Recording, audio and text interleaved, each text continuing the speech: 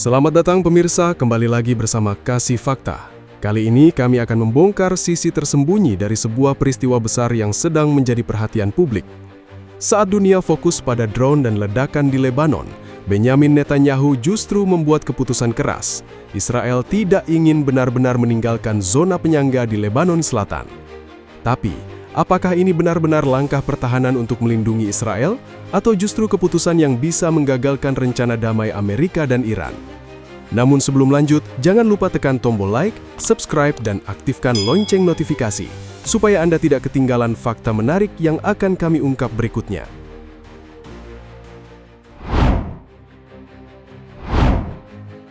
Pada 24 Juni 2026, dunia mendengar kabar drone, serangan udara, dan ketegangan di Lebanon Selatan.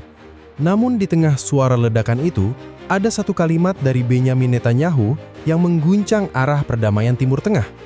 Perdana Menteri Israel itu menegaskan bahwa Israel akan mempertahankan zona penyangga di Lebanon Selatan selama dirinya masih menjabat.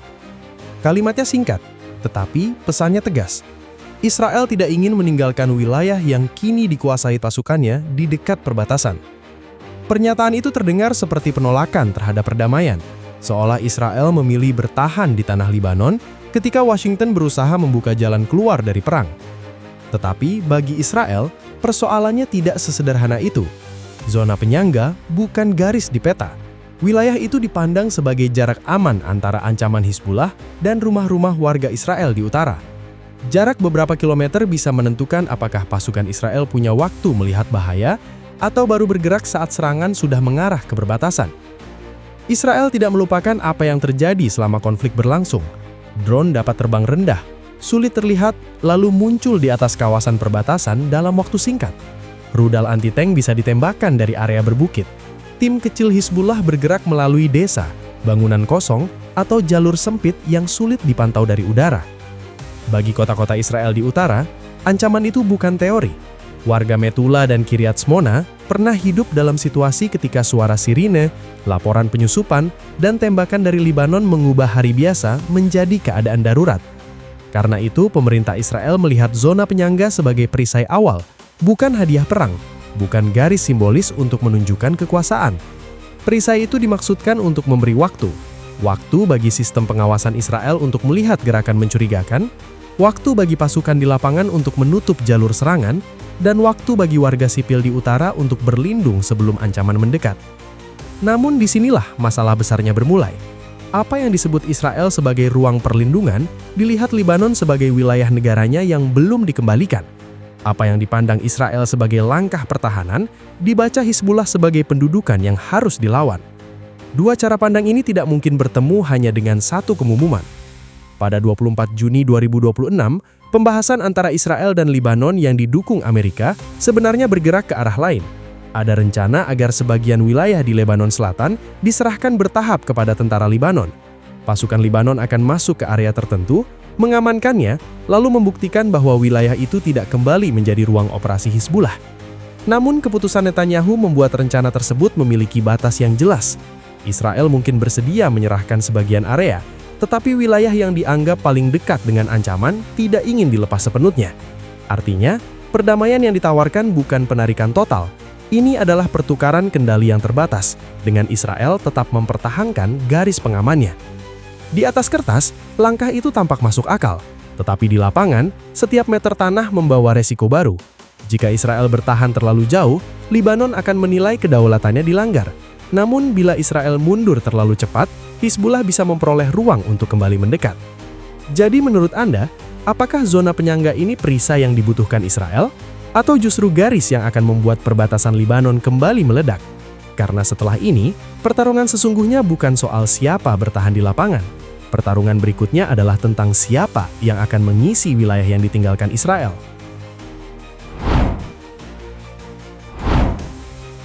Pada 3 Juni 2026, Amerika Serikat menawarkan sebuah jalan keluar yang tampak sederhana. Bukan penarikan besar-besaran dalam satu malam, bukan pula pembagian wilayah permanen. Washington mengusulkan penyerahan bertahap beberapa area di Lebanon Selatan kepada tentara Lebanon. Gagasannya dikenal sebagai zona percontohan. Dalam skema ini, pasukan Israel akan meninggalkan area tertentu lebih dahulu. Setelahnya, tentara Lebanon masuk, membangun pos, mengatur patroli, dan mengambil alih pengamanan di lapangan. Bila tahap awal berjalan tanpa serangan, tanpa penyusupan, dan tanpa kembalinya jaringan bersenjata Hizbullah, maka penyerahan dapat diperluas ke wilayah lain. Bagi Amerika, rancangan ini adalah ujian kepercayaan.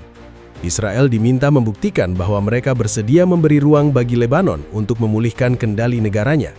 Lebanon diminta menunjukkan bahwa tentaranya mampu menjaga wilayah selatan tanpa bergantung pada Hizbullah. Sementara Hizbullah dihadapkan pada pilihan yang sulit, menerima kehadiran penuh tentara Lebanon atau mempertahankan pengaruh lama yang justru dapat menggagalkan proses politik. Pada 23 Juni 2026, perundingan baru antara pejabat Israel dan Lebanon dimulai di Washington. Fokusnya bukan hanya menghentikan tembakan. Mereka membahas siapa yang akan mengendalikan wilayah setelah pasukan Israel berpindah dari beberapa titik di selatan. Disinilah rencana tersebut menjadi jauh lebih rumit. Tentara Lebanon bukan sekedar pasukan yang datang membawa seragam dan kendaraan lapis baja.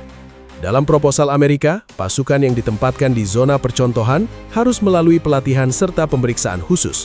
Tujuannya memastikan mereka tidak berafiliasi dengan Hizbullah dan dapat menjalankan perintah negara secara mandiri. Bagi Israel, syarat ini sangat penting. Israel tidak ingin menarik pasukan, lalu beberapa minggu kemudian melihat pos-pos kosong berubah menjadi titik pengintaian baru. Israel juga tidak ingin jalur yang diserahkan dipakai lagi untuk memindahkan drone, senjata anti-tank, atau tim kecil yang mendekati perbatasan secara diam-diam dari arah yang sulit diprediksi oleh warga sipil setempat. Namun bagi Lebanon, syarat itu menyentuh persoalan kedaulatan. Beirut ingin wilayah selatannya kembali, tetapi Beirut tidak ingin terlihat seolah tentaranya hanya boleh bergerak setelah memperoleh sertifikat kepercayaan dari Israel atau Amerika. Pemerintah Lebanon harus menyeimbangkan dua tekanan sekaligus, menuntut penarikan Israel sambil membuktikan bahwa negaranya mampu menjaga perbatasan tanpa membuka jalan bagi Hizbullah. Lalu muncul penolakan keras dari Hizbullah. Pada 4 Juni 2026, Hizbullah menolak rencana gencatan senjata yang dimediasi Amerika. Kelompok itu menilai penarikan Israel harus menjadi syarat paling mendasar. Posisi tersebut membuat zona percontohan sulit diterima, karena skema itu tetap memberi Israel ruang untuk mempertahankan sebagian zona penyangga. Presiden Lebanon, Joseph Aoun, kemudian memperjelas posisi Beirut pada 23 Juni 2026. Lebanon katanya tidak menerima apapun selain berakhirnya pendudukan Israel di Lebanon Selatan, bersamaan dengan berakhirnya seluruh pengaruh asing. Kalimat terakhir itu memiliki makna tajam. Aoun tidak hanya menekan Israel agar pergi, ia juga menyiratkan bahwa Lebanon tidak ingin terus menjadi tempat bertemunya kepentingan Iran dan Hizbullah. Negara Lebanon ingin kembali menjadi pemegang kendali, bukan sekedar arena bagi kekuatan lain. Jadi rencana Amerika menghadapi 3 ujian sekaligus. Israel harus merasa aman, tentara Lebanon harus cukup kuat, Hizbullah harus tidak mengisi kekosongan. Menurut Anda, mampukah tentara Lebanon menjaga wilayah yang ditinggalkan Israel tanpa memicu benturan baru dengan Hizbullah? Sebab setelah persoalan penguasaan wilayah ini, ada tekanan yang lebih besar lagi. Iran mulai melihat Lebanon bukan sebagai konflik pinggiran, melainkan kartu penting untuk menekan Amerika di meja perundingan.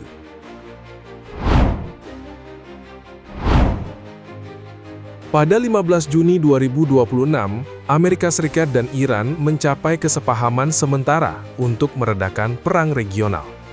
Jalur pelayaran di Selat Hormuz diharapkan kembali stabil. Serangan lintas perbatasan di beberapa front diharapkan berhenti. Washington serta Tehran memiliki ruang membahas perdamaian baru. Tetapi, Lebanon tidak dikeluarkan dari perhitungan. Bagi Iran, ketenangan di kawasan tidak akan berarti banyak bila pasukan Israel masih bertahan di Lebanon Selatan. Karena itu, masalah perbatasan Israel dan Lebanon perlahan masuk ke meja pembicaraan yang jauh lebih besar, yaitu hubungan Amerika Serikat dengan Iran. Inilah perubahan paling penting. Wilayah sempit di dekat Metula dan Kiryat Shmona tidak lagi hanya menentukan keamanan warga di perbatasan.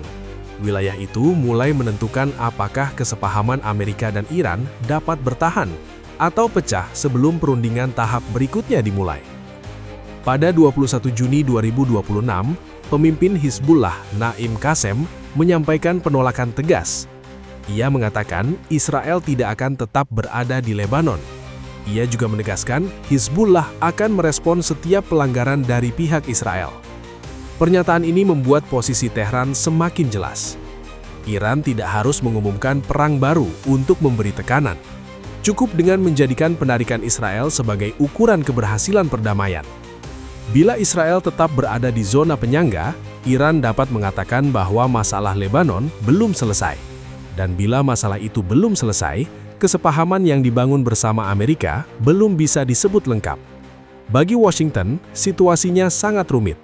Amerika ingin perang berhenti tanpa memberi Hizbullah kesempatan membangun kembali posisi tempurnya di selatan Lebanon. Amerika juga ingin Israel menerima mekanisme yang memungkinkan tentara Lebanon kembali berperan. Namun, Amerika tidak bisa begitu saja memaksa Israel menarik pasukan dari wilayah yang dianggap penting bagi keamanan perbatasannya. Di sisi lain, Israel tidak ingin keputusan militernya ditentukan oleh tuntutan Iran.